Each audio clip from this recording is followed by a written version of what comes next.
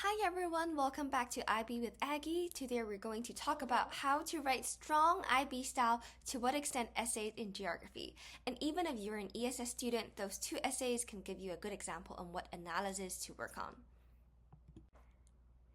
So we'll focus on a sample question. Of all the demographic challenges nations face, aging is the most serious. And to what extent do you agree? So I'll show you a good example, a weaker example, common problems students face, and a small activity you can do as we go. You can pause the video and go through those two essays attached in the link below. Okay, so first let's look at some common issues students struggle with. You can check if this is you, and this is with reference to the sample question. So number one is shallow essays, describing the problem without analyzing why it matters or giving details. For example, you wrote, aging population is a serious problem that affects countries socially and economically, such as reducing labor force. But as an examiner, I would ask, what else? Do all countries face aging population? What are the implications of reducing labor force long term? There can be so many more dimensions or perspectives to add to give you a better band. Secondly is difficulty thinking about arguments. Students know facts but struggle to explain why aging is serious or manageable. So the third problem is the limited use of key terms. Words like dependency ratio, silver economy, or financial pressure is very geography specific, and it shows examiners that you actually know the topic.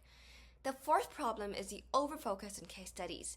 If you're using one or two countries in great detail, well, that's not enough. You need a breadth of examples to show a global or national, local perspective.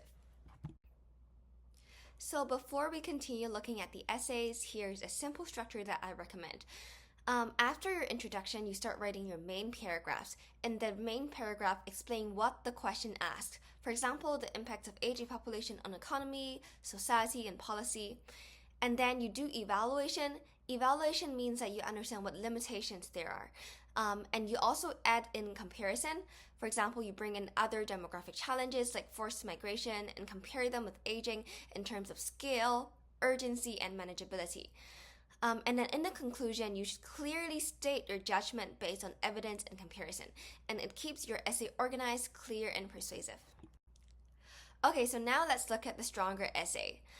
In the beginning, you can see a very clear position in the introduction. Aging is serious, but largely a national level issue and is addressed through policy intervention. Moreover, you can see that each paragraph has a topic sentence that is highlighted in the color yellow. Economically, an aging population reduces the size of the labor force, lowering productivity and slowing economic growth. This shows why population aging is a problem, which is responding to the essay question. And here, aging population is mainly faced in higher income countries. Despite its seriousness, population aging is relatively manageable by policies. You can see here I'm following up the first paragraph and talking about why aging population can be manageable and therefore a less severe problem.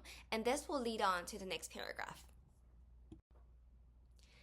And in this paragraph, I've introduced a new problem, forced migration, that I believe is more important than aging population. The topic sentence allows the examiner to immediately be directed to your new idea.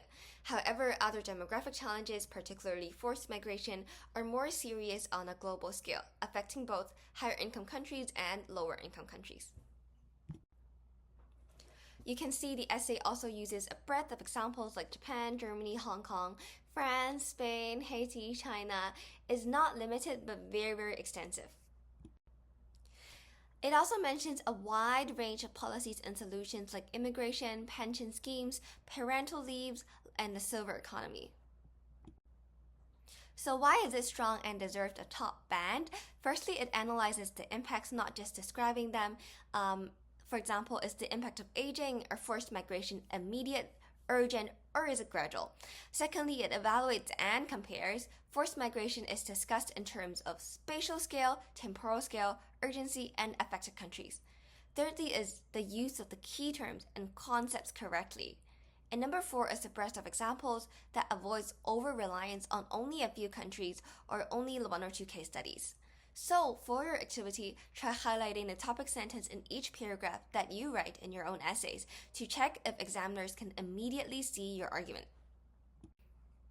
So now let's move on to the weaker essay. So the topic sentences exist, which is good, but the essay itself lacks breadth and examples. Only Japan, Germany, and Hong Kong are being mentioned. There's not enough range of mitigation strategies discussed, of policies worldwide or economic opportunities like the silver economy. So forced migration is mentioned but not evaluated nor compared. The essay does not say it is more urgent than aging. It requires international cooperation or it has long-term effects. So there is no sense of comparison.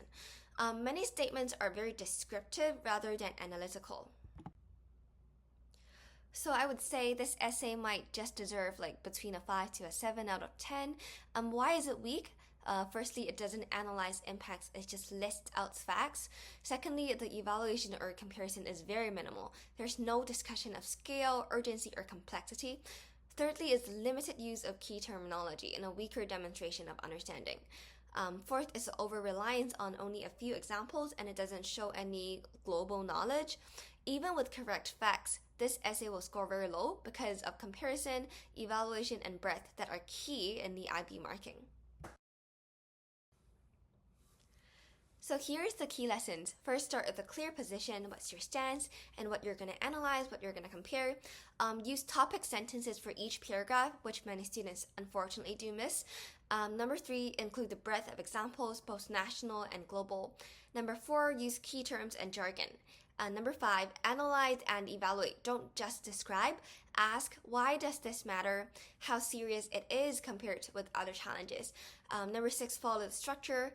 Main paragraphs to explain the issue and then followed by evaluation and comparison. And finally, a conclusion that just restates what you wrote.